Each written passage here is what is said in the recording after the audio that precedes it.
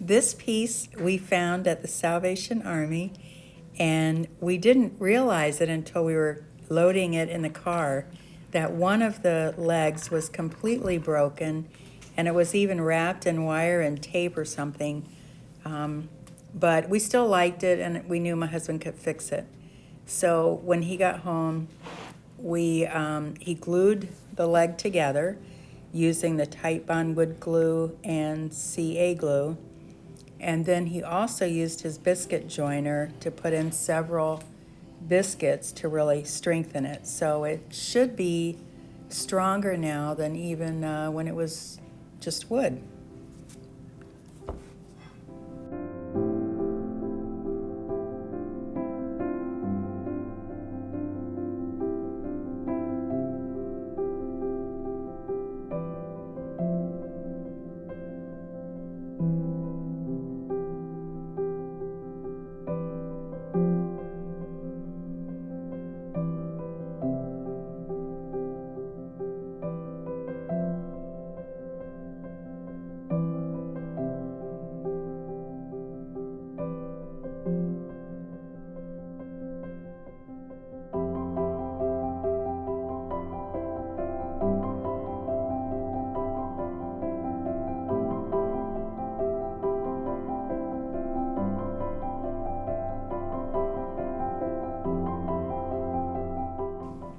Originally, this cabinet was designed for a sheet music cabinet with loads of little narrow trays that slid out to hold the sheet music. But we have removed all of those, and my husband built a shelf inside for storage because it pretty much is set up for the dimensions of a server.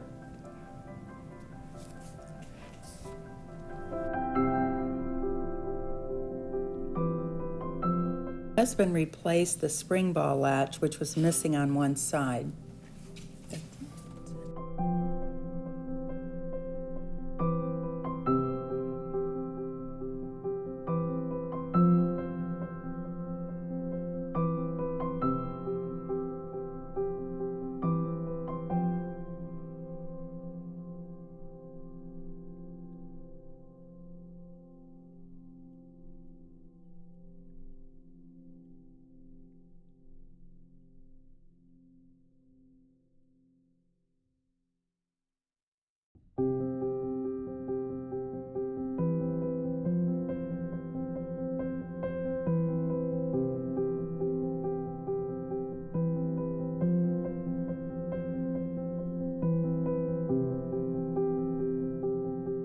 As you can see, my husband is using a very small hand plane to trim the wood down so that it's the right thickness to match the other pieces on the doors.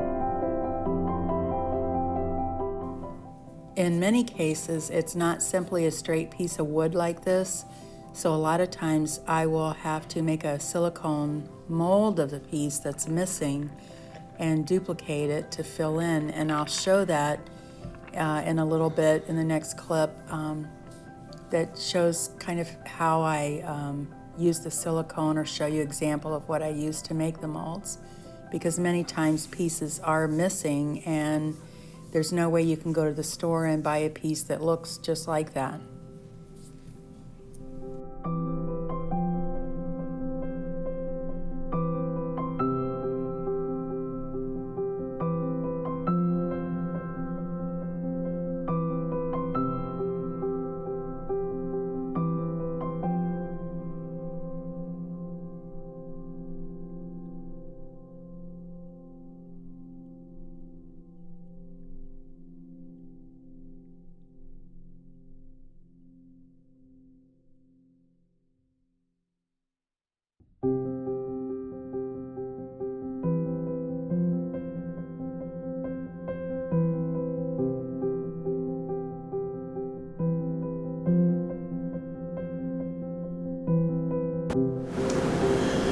Okay, as you probably can see, I've added some molds here to the front of this using a variety of different molds, and I use a variety of different air dry clays, but this is one, Sculpey Air Dry, that I've been able to find at Michael's and at Walmart, and you get 2.2 pounds of it and it's about $12, and it works really good. But I also use a variety of other brands of clay too at times. A lot of times it depends on if I can find it or not. And what I do that makes it really easy is I take that big bar and I cut it up in little cubes and put it in a Ziploc. So when I'm using it, it makes it really quick and accessible. And I usually keep a wet rag here too, just to wipe my fingers off sometimes, because it does have glue in it, so it gets a little sticky at times. But I have one of the molds that I'm using on this though, the one right here, and at the front center, and at the other end at the top here. I actually made this mold off a piece of furniture that I did. And all I did was use this easy mold. And it's very easy. You just combine equal parts of this purple with the white, and you just mix it together with your fingers. It doesn't stick to your fingers or anything, it's just silicone. And you just mix it together for about 30 seconds, and then you press it over top of your item that you want to make a mold of, and you press it on really good and leave it for 30 minutes. Then when you take it off, you'll have a mold like this that you can reuse. And I've done that quite a bit on pieces of furniture that have really pretty details that I wanted to copy. But what I do when I do the molds is you can take, this is just a jar of cornstarch is what I use, and you just brush the mold if you want. And this you're going to find useful if you have molds that are really deep or recessed, have deep pockets. It's going to make it way easier for it to come out for you. And get some clay out.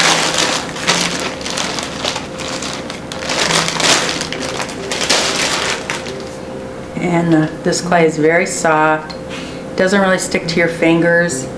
If you want to make sure you keep your clay in a Ziploc bag and keep it in there, except when you're working with it, because it will dry because it is air dry clay. But if it starts, usually what I do is when I'm done making molds for the day, I will mist that lightly with my water bottle so that the clay stays nice and moist. You don't want it soggy, but you want it to be moist. And you just press the clay into your mold. And I just use my fingers.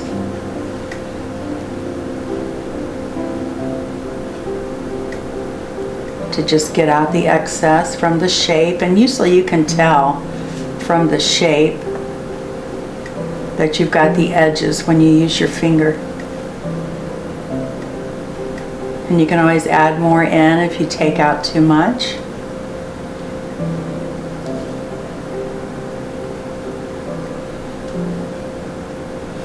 And then you can use your fingers just to kind of smooth the edges, is what I do.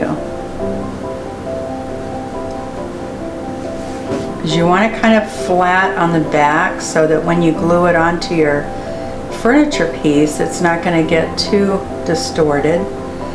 But these clay molds will crack a lot of times, or slightly change as they're curing. And a little bit of that actually looks pretty good on a piece. It actually makes it look old. But you don't want it to be too severe, but you can always take some of this clay or wood filler and just fill in any cracks that it might get that you don't like.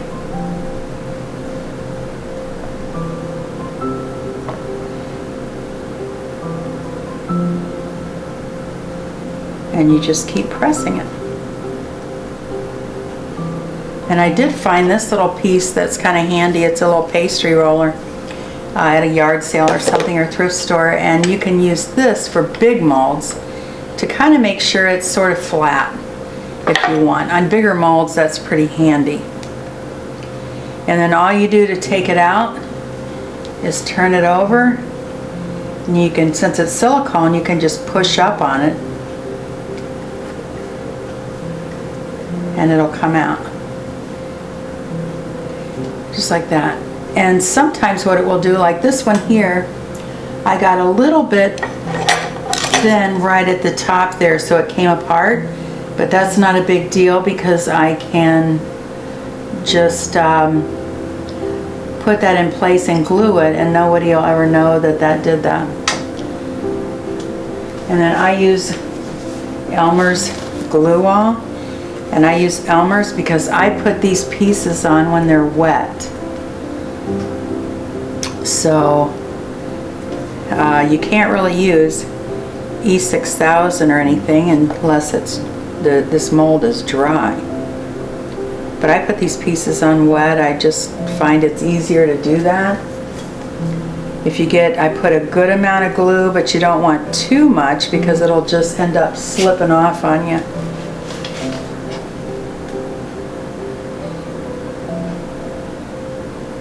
So I'm putting this on just like where this one is here.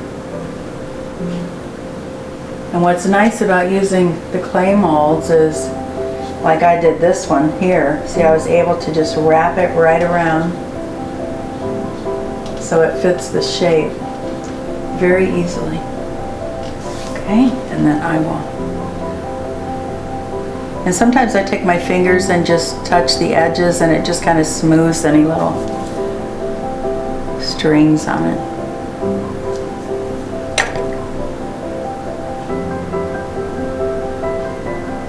You want to make sure the glue is on every part of this. And then if you have extra, that's one reason why I keep my wet rag there too. I can wipe it off.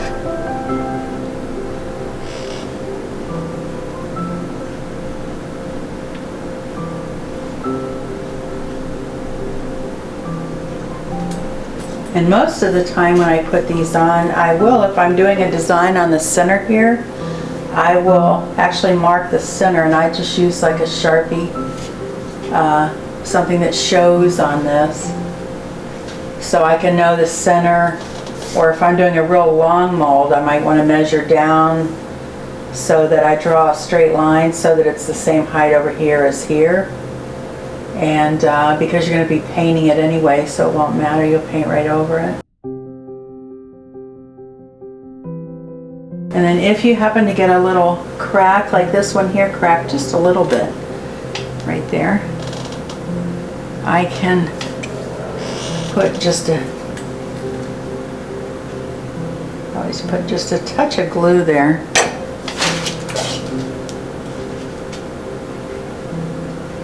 And then I can take just a little tiny piece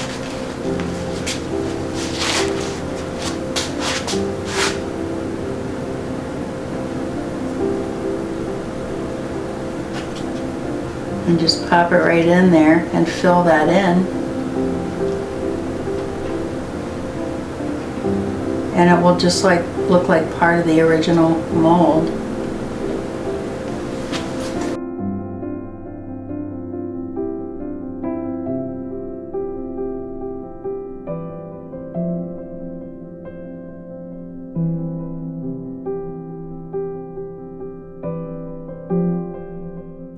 We lost the video on painting this, but I used a beautiful indigo blue and bright blue blend to make a beautiful navy blue. I used wipe on poly and satin for the top. I used a Prima script stencil to stencil in the script on the sides, and also I did the inside of the front doors. And I used Moonshine Metallic in the golden color. And I also used gemstone mousse on the trim and details.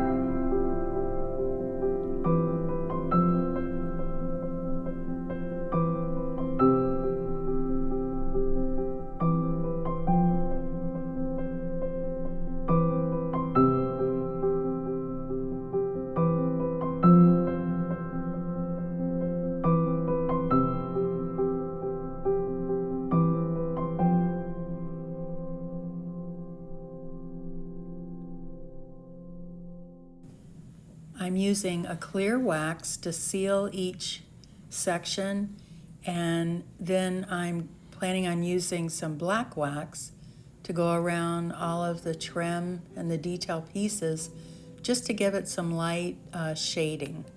And then I just use small brushes to apply the black wax because I don't want it all over. And I just use smaller brushes to kind of rub it around and fade it in around the items.